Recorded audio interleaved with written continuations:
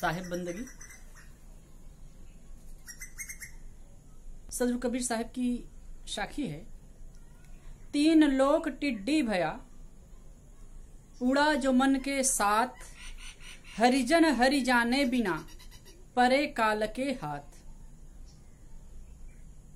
साहब कह रहे हैं तीन लोग टिड्डी भया, तीनों लोगों के लोग, संसार के लोग टिड्डी हो गए।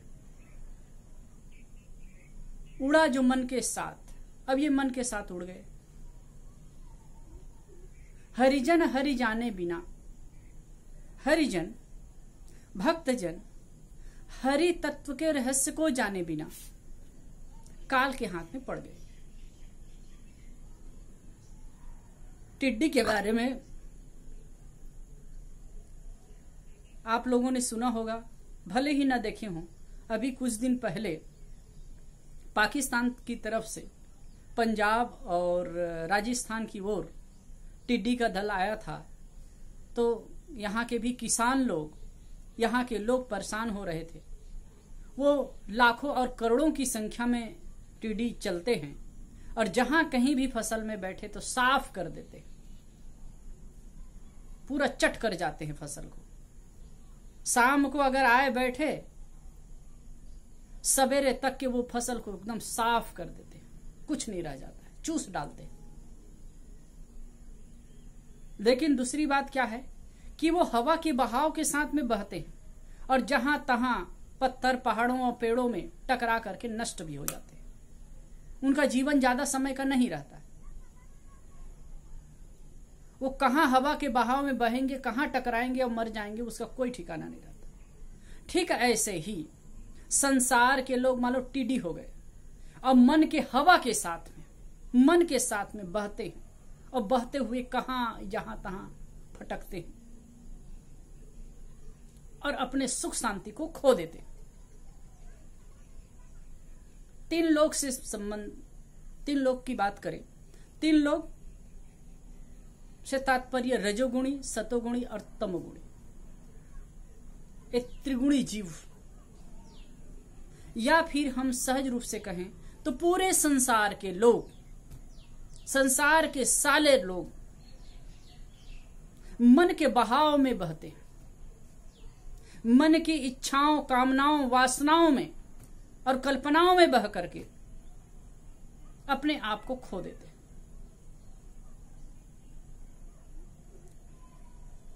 मन की इच्छा का कोई अंत नहीं, कामना का कोई अंत नहीं।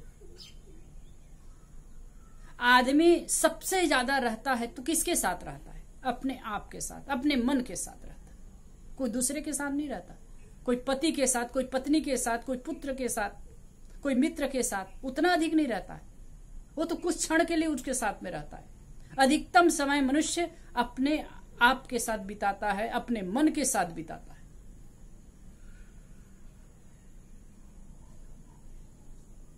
और मन में एक पर एक, एक पर एक, एक पर एक विचार तरंग उठते रहते हैं। एक प्रवाह बना रहता है।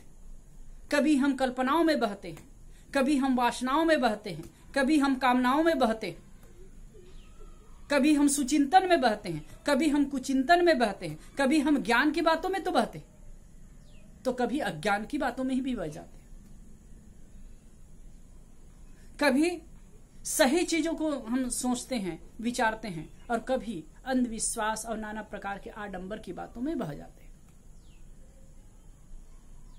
इसलिए आज यहां बहुत बेहतरीन बात साहब कर रहे हैं कि तीन लोग टिड्डी भया, तीन लोग, रजोगुणी, सतोगुणी और तमोगुणी लोग, या संसार के समस्त लोग मन के बहाव में बह रहे। आप देखते नहीं कितने ज्यादा लोग बहाव में, मन के बहाव में बहते हैं। मन में यदि लोभ आया तो लोभ के बहाव में बह करके आदमी क्या क्या कर जाता है, कहां तक गिर जाता है। यदि काम का बहाव आया, काम का वेग आया, तो पता नहीं कहां तक चला जाता है।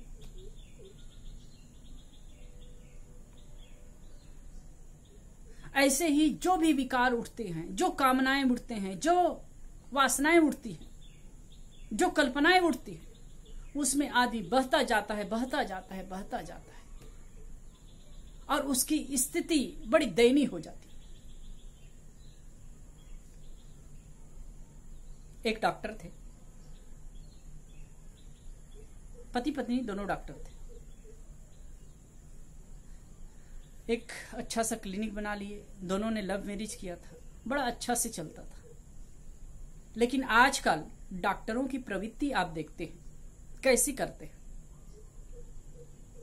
कोई भी मरीज आए तो लगता है कि वो तो कमाने की एक मशीन है।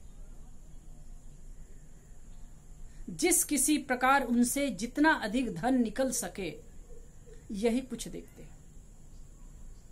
वैसे युवक था, पुरुष था, वो बड़ा सज्जन था, दयालु किस्म का था। वह बच्चों का डॉक्टर था और उसकी पत्नी थी, महिला थी, वो महिलाओं का डॉक्टर थी, महिलाओं का इलाज करती थी, महिला रोग विशेषज्ञ थी। लेकिन उस महिला का एक लोभ प्रवृत्ति, जितना अधिक धन कमा सके, जितना अधिक लोगों से पैसा खींच सके, और उसका पति ठीक उससे विपरीत था, ठीक उससे विपरीत था। वो यथासंभव लोगों की सेवा सहायता करना चाहता था। कभी तो उनके क्लिनिक में कोई आवे, कोई गरीब जैसा आवे, कोई दीन आवे, कोई असहाय आवे, तो उसकी यूं ही सेवा कर देता था या कम खर्चे में कर देता था। और इस बात से उसकी पत्नी बहुत चिढ़ती थी, बहुत खींचती थी। कहे तुम तो पूरा लुटा दोगे, रोड पर ला दोगे। लेकिन वो भाई कहता कि ऐसा नहीं होता है। यदि हम किसी की सेवा शुश्रूषा करें तो ऐसा नहीं कि हम बर्बाद हो जाएंगे। अरे उनकी दुआ मिलेगी, और हमारे पास खाने पीने भर की चीजें हैं, और जो एक आसान की जिंदगी हम जी रहे हैं, सब कुछ है हमारे पास, और क्या चाहिए हमको। लेकिन उनकी पत्नी को तो अलग ही धुन सवार थी, लोभ का एक बहाव में वो बह रही थी।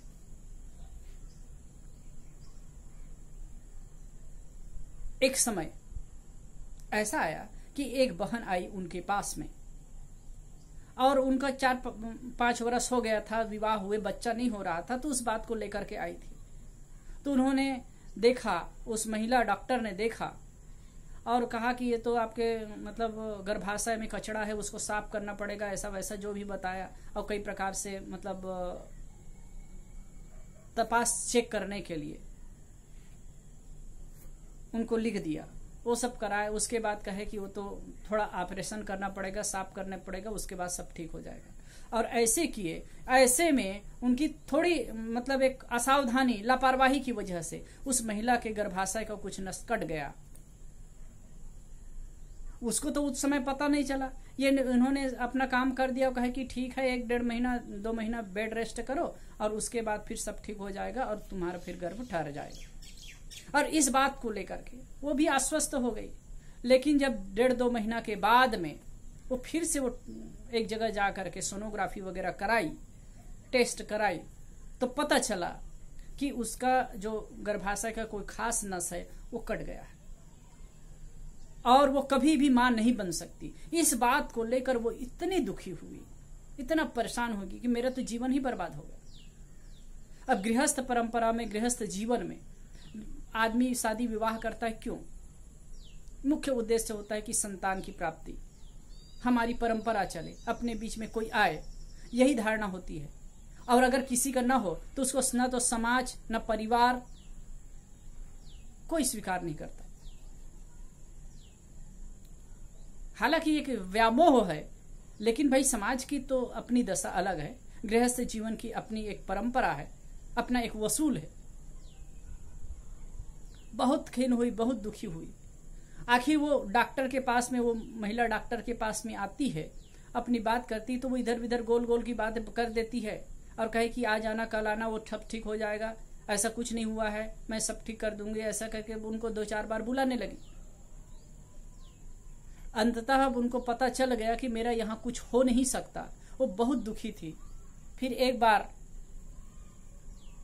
संयोग से वो डॉक्टर के यहाँ ही पहुंच गई, क्योंकि वो जो महिला डॉक्टर उनको घुमा रही थी, तो उनके घर में पहुंची तो उस समय तो महिला डॉक्टर नहीं थी, वो उसका पति था। उनके पति को सब कुछ बताई, ऐसी ऐसी बात है, मेरे साथ ऐसे हुआ है, बताओ मैं क्या करूं, मेरा तो जीवन तबाह हो गया। अब मेरे से जब बच्चा नहीं हो सकता तो मेरा पति मुझे कैसे स्वीकार करेगा, कहीं वो मुझे छोड़ ना दे, मेरा तो जीवन बर्बाद हो गया। और रोने लगी। उनकी बात को भाव से सुन करके वो भाई ने कहा कि देखो, तुम्हारा मतलब जो ऐसी परिस्थिति हुई, हम उसको पुनः तो ठीक तो हम कर नहीं सकते, लेकिन इतना कर सकते हैं, मैं तुम्हें एक सलाह देता हूं कि इसके ऊपर एक केस करो 20 लाख रुपए का,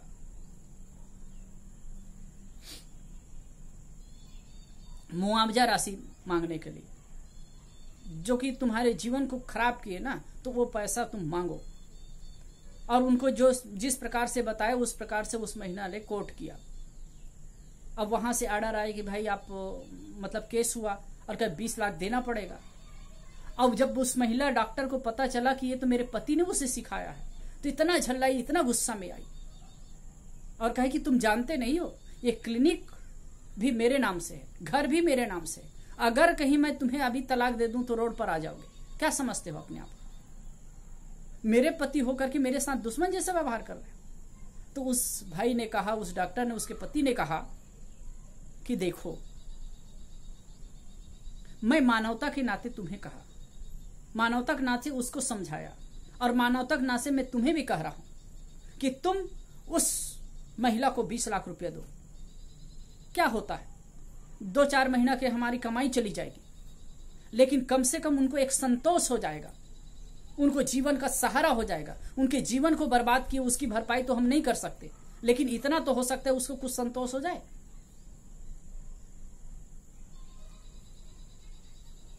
तो उस महिला ने कहा, अगर मैं नहीं करूं तो मैं नहीं करूंगी, मैं नहीं दूंगी, मैं अलग से वकील करके फिर कोर्ट कर लूंगी। तो उस डॉक्टर ने, उसके पति ने कहा कि यदि उस महिला को 20 लाख रुपया तुमने नहीं दिया और मना किया, तो तुम क्या तलाक दोगी? मैं ही तलाक दे दूंगा। भले मैं रोड पे आ जाऊंगा, मैं रोड पर रह करके और कहीं ट्रीटमेंट करके अपना जीवन गुजर कर लूंगा, लेकिन तुम जैसे औरत के साथ तो मुझे रहना गंवारा नहीं होगा। अंततः वो महिला नतमस्तक हो गई और फिर उनको 20 लाख रुपया वो दूसरे महिला को जिसका ट्रीटमेंट बिगाड़ा था तो उनको देना पड़ा और अपने वो रिश्ते को बचा पाई। तो लोभ के प्रवाह में बह करके, मोह के प्रवाह में बह करके, काम के प्रवाह में बह करके, तृष्णा के प्रवाह में बह करके और मनोविकारों के प्रवाह में बह करके कहां कहां जाते हैं, कहां भटकते हैं और अपने आप को आदमी तबाह कर देता है। तो वही बात यहां साहब कर रहे हैं, नाना रंग तरंग है, मन के बहाव में 3 लोग टिड्डी भया, 3 लोग टिड्डी भया। 3 लोग सारे संसार के लोग, रजोगुणी, सतोगुणी, तमोगुणी। रजोगुणी व्यक्ति अपने रजोगुण के कारण बहाव में बहता है, सतोगुणी व्यक्ति अपने ज्ञान और सत्वगुण के प्रभाव में आकर बहता है। मान सम्मान, प्रसिद्धि, लोग दिखावा, इसमें जाकर के बहता है। और तमोगुणी लोग अपने क्रोध, अज्ञान और दुर्व्यवहार के कारण बहते हैं। तो प्रायः लोग अपने बहाव में, मन के बहाव में बहते हैं। वही बात साहब कह रहे हैं, 3 लोग टिड्डी भया उड़ा मन के साथ। तीनों लोग के लोग, समस्त संसार के लोग, रजोगुणी, सतोगुणी और तमोगुणी लोग मन के बहाव में बहते हैं। और उसी प्रकार से जैसे टिड्डी हवा के बहाव में बह करके कहीं भी टकरा करके नष्ट हो जाते हैं, ऐसे ही मनुष्य मन के बहाव में बह करके अपने आप को दुखी करते हैं, पीड़ित करते हैं, अशांत होते हैं। हरिजन हरि जाने बिना कर परे काल के हाथ। साहब कहते हैं, दूसरी बात कह रहे हैं, हरिजन, ज्ञानी जन या भक्त जन, हरि तत्व के रहस्य को जाने बिना परम तत्व के रहस्य को जाने बिना काल कल्पना के हाथ में बिकते हैं। लोगों के अंदर एक प्रबल भावना होती है कि वह परमात्मा, वह ईश्वर कहीं बाहर है और वो दर्शन देता है। हम भजन भक्ति करेंगे तो उसका साक्षात्कार होगा, उसका दर्शन होगा। लेकिन एक चीज हमेशा समझना चाहिए, जिसका भी दर्शन होता है वो दृश्य होता है, और दृश्य जड़ होता है, वो आप परमात्मा नहीं होता। परमात्मा आपसे बिछड़ा नहीं है, आपसे कहीं अलग नहीं है, वो आपके अंदर में ही है। लेकिन इस तथ्य को न समझ करके बाहर भटकते, और दुर्भाग्य तो यह है जितने भी ईश्वरवादी मत हैं, बाहर से ईश्वर मान करके उसे प्राप्त करने की कामना करते हैं, जैसा कि अनेक प्रकार से शास्त्रों में, पुराणों में लिखा भी गया है। तो उसको लेकर के इतने उलट सिद्ध करते हैं, इतने उफान शैतान करते हैं, दूसरों के लिए हिंसा हत्या का कारण बनते हैं। ये बहुत दुर्भाग्यपूर्ण है। वास्तव में तुम्हारा प्राप्तव्य, तुम्हारा परमात्मा तुमसे कोई बिछड़ा नहीं है, तुमसे कोई अलग नहीं है। तुम्हारे अंदर जो चैतन्यता है उसमें ही परमात्मा तत्व का उद्घाटन हो सकता है, अगर इस चीज को आप समझ पाए तो। इसलिए साहेब कह रहे हैं, हरिजन हरि जाने बिना परे काल के हाथ। हरिजन, भक्त जन, ज्ञानी जन वास्तविक ज्ञान की वास्तविकता को समझे बिना, हरि की वास्तविकता को समझे बिना काल नाम कल्पना के अधीन होकर के भटक रहे हैं, अपने आप को खो रहे हैं। साहेब बंदगी।